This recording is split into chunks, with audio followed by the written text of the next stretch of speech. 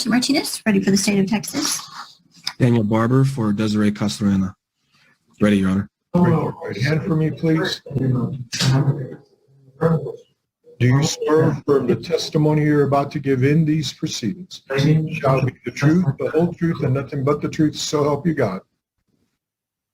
Yes, sir. Article 39.14 of the Code of Criminal Procedure is the discovery provision in Texas. I have signatures by you, your lawyer, and the attorney for the state indicating that the Michael Morton Act has been complied with. Is that correct, Mr. Barber? Yes, Your Honor. Ms. Martinez? That's correct, Your Honor. In the 2020 0D0 cause number 5060, you have been charged by indictment with 2 counts of assault on a peace officer. This type of offense is a second-degree felony, punishable by confinement in the institutional division of the Texas Department of Criminal Justice for a term. Before we even step into this courtroom, you need to understand what you're about to witness is not your typical plea hearing. This is one of those moments where the legal system doesn't just run smoothly in the background. It collides head-on with reality. We've got multiple felony charges, including aggravated robbery, assault on a peace officer, and burglary cases stacked across different cause numbers. On paper, this already looks overwhelming, but what makes this situation truly explosive is the plea deal that's sitting on the table, and the way everything is about to unravel in real time. The defendant is facing exposure that stretches into potentially hundreds of years in prison, yet the state is offering a dramatically reduced sentence through a deferred plea arrangement. That alone sets the stage for tension, because when the stakes are this high, every word in that courtroom matters. But here's where it gets even more intense. The judge in this case is known for being methodical, disciplined, and unwilling to rubber stamp agreements without scrutiny. And what you're about to see is a breakdown of control inside a courtroom. Confusion, hesitation, legal pressure, and ultimately a judge who decides he is no longer comfortable following the negotiated deal. The question you should keep in mind as we go. Not more than 20 years nor less than 2 years, and a fine not to exceed $10,000. Someone take care of it. Excuse me, sir? Well, I'm waiting for the people at the annex to keep it down a little bit for me. In the 2021 0D00268 and 0412 cause numbers, you have been charged by indictment with the offenses of aggravated robbery. These are first-degree felonies, punishable by confinement in the institutional division of the Texas Department of Criminal Justice for a term of life or 99 years, but no less than 5 years, and a fine not to exceed $10,000. Wow, that's serious stuff. He reads the first 2 counts, and they're sort of, I don't know, the types of things I hear more. But this thing is a max penalty of life, or 99 years, which is life for the vast majority of us. Certainly when you're starting as an adult. But the charges go on. In the 2021 cause number 0591, you have been charged by indictment with the offense of robbery. That offense is a second-degree felony, punishable by confinement in the institutional division of the Texas Department of Criminal Justice for a term of not more than 20 years nor less than 2 years, and a fine not to exceed $10,000. In 2021 0D01022, you have been charged by indictment with the offense of burglary of a building.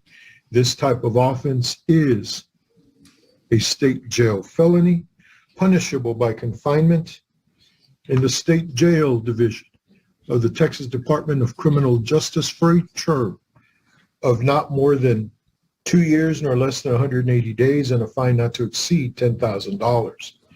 In 2021 0D01392, you have been charged by indictment with 2 counts of aggravated robbery.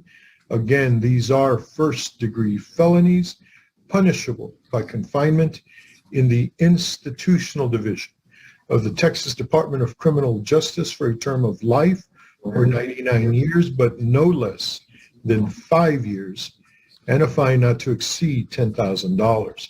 By entering your pleas of guilty here today, you may be waiving or giving up some very valuable Way, we're thrown into formal courtroom procedure, oath, counsel introductions, and statutory references like Article 39.14 and the Michael Morton Act.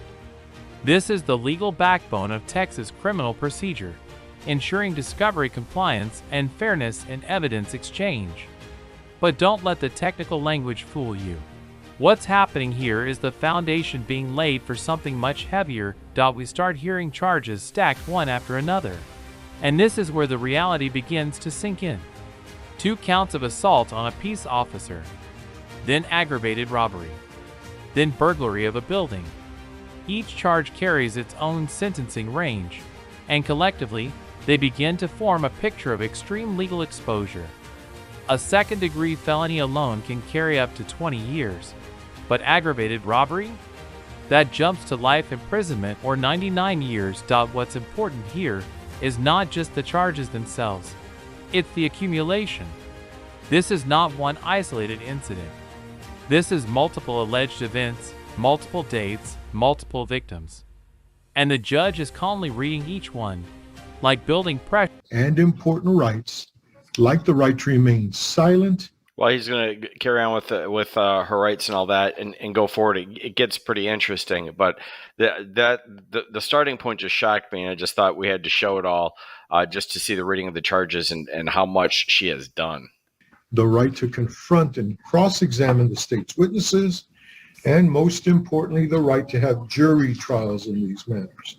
Do you understand the rights that you currently have? Yes, sir. Do you understand that you could be waiving or giving up these rights by entering your plea here today? Yes, sir. At some point, your lawyer got to you 6 separate sets of documents under the respective cause numbers. They are the plea papers in these cases. Are these your signatures on these documents? Yes, sir. Before you signed them, did you read them? Yes, sir. Did you understand them? Yes, sir. Mr. Barber, did you explain the plea papers to your client? Yes, Your Honor. And is she legally competent to enter these pleas? Yes, Your Honor. Ma'am, where were you born? Paso, Texas. To the 2 counts of assault on a peace officer as alleged in cause number 2020 0D05060, do you wish to enter a plea of guilty or not guilty? To which one, sir? I'm sorry? To which one? Even you're confused of all the cases you have? No, sir. The 2 counts of assault on a peace officer as alleged in cause number 2020 0D05060. Do you wish to enter a plea of guilty or not guilty? Guilty, sir. To the offenses of aggravated robbery as alleged in cause numbers 2021 0D00268 and 0412, do you wish to enter pleas of guilty or not guilty? Not guilty, sir. I'm sorry? Not guilty. Okay, so this is where it really starts. Tell me what you think in the comments below on this one. I can't tell if she literally doesn't understand. Courtroom stops feeling procedural and starts feeling surreal. As the judge continues listing offenses, aggravated robbery, burglary, we're now confronted with the real mathematical weight of sentencing exposure. The judge explicitly outlines penalties that include life imprisonment or up to 99 years for multiple counts. And then comes the chilling realization from the commentary in real time. When you stack all of these together, the exposure is not just decades, it's potentially over 4 centuries of prison time. Of course, nobody actually serves that in a literal sense, but legally, that number represents how seriously the system treats cumulative violent offenses, What makes this even more striking is the contrast. Despite this massive exposure, the plea deal being discussed later reduces everything to a deferred sentence with probation-style conditions. That gap between potential punishment and negotiated outcome is exactly what will later trigger the judge's reaction. Because at some point, the question becomes, does this plea still reflect justice, or has it drifted too far? And if she's playing a game, or what the deal is. Later, her attorney is very exasperated with her because he cut this amazing deal for her, and she is messing it all up here. She is supposed to plead guilty to all these counts to get this deal, which you'll see more about in a little bit.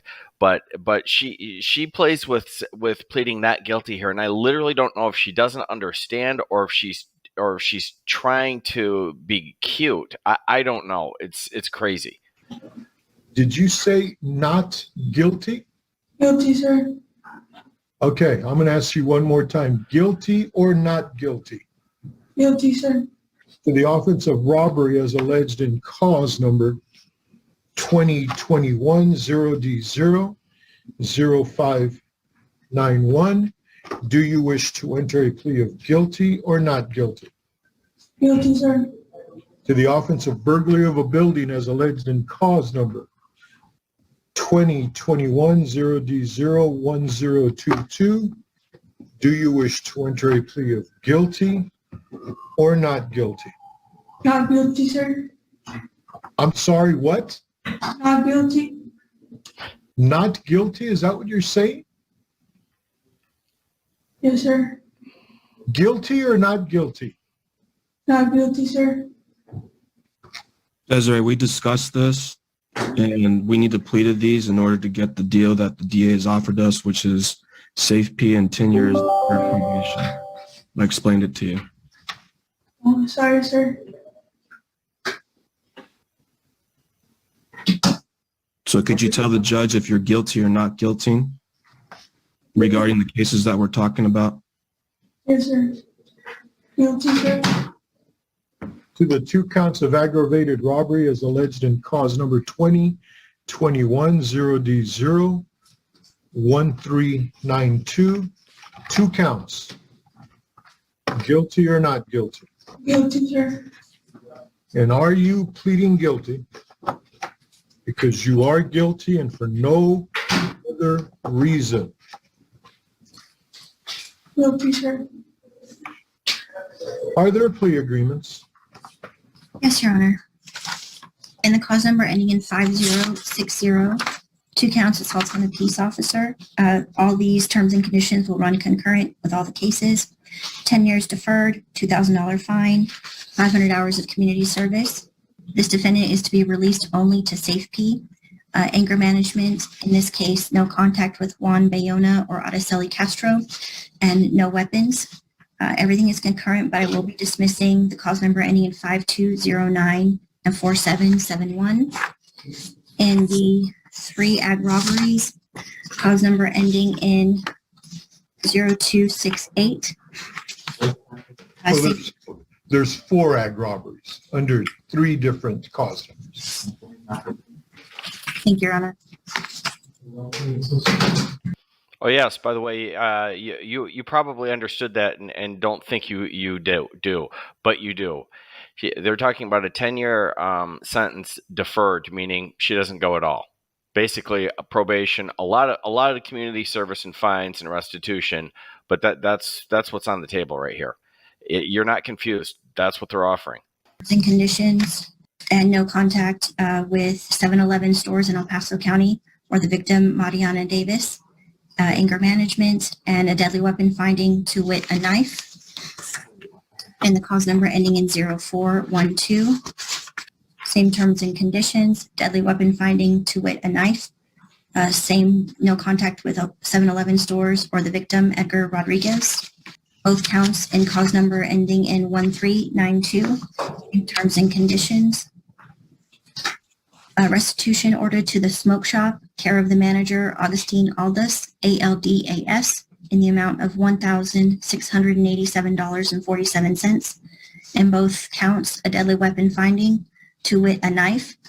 No contact with El Paso County smoke shop stores or the victim Raimundo Burciaga and Christopher Morowski, MOKAR. Hit the turning point, and this is where everything starts to feel unstable inside the courtroom.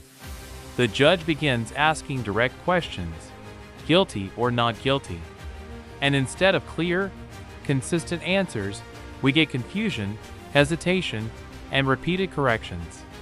At first, it almost seems like misunderstanding. The defendant appears uncertain, switching between responses, and even prompting the judge to repeat the question multiple times. But here's what makes this moment so critical. Plea agreements are supposed to be precise. There is no room for ambiguity. A guilty plea is a legal admission that locks in consequences, while a not guilty plea sends the case toward trial. When those lines blur, even for a moment, the entire structure of the agreement becomes unstable. The defense attorney is visibly trying to correct the situation, referencing the negotiated deal and reminding the defendant of what was agreed upon. But the tension rises because the judge is watching all of this unfold in real time, and judges don't like uncertainty when constitutional. DEL. And the cause number ending in 0591, robbery, same terms and conditions.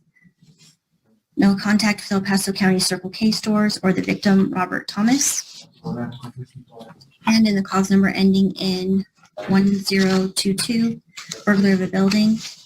This is 5 years deferred, same terms and conditions.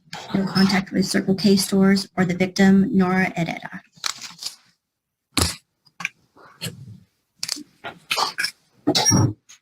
Mr. Barber, is this your understanding of the plea agreement? Yes, Your Honor.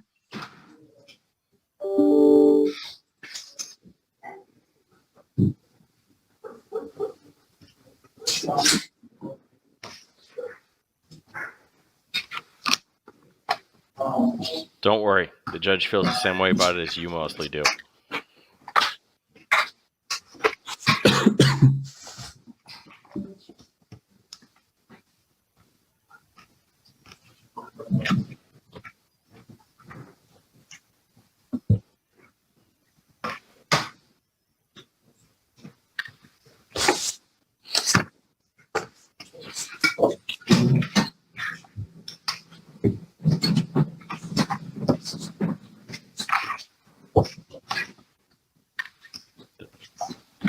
This is not a good sign that the judge is going through every one of these counts on the bench while everyone's waiting.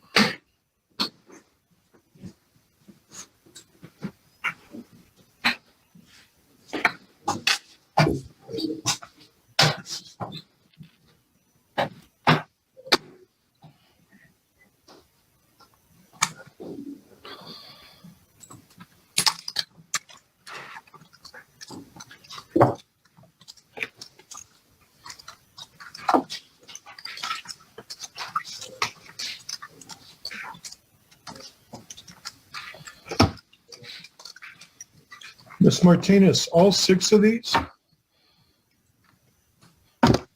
are alleged to have happened on different days. Yes, Your Not Honor. even one crazy, unexplainable day. And the 4 ag robberies allege the use of a knife. Have you totaled up how many years of prison time she's looking at? I have. Have you totaled it up? I'm not even counting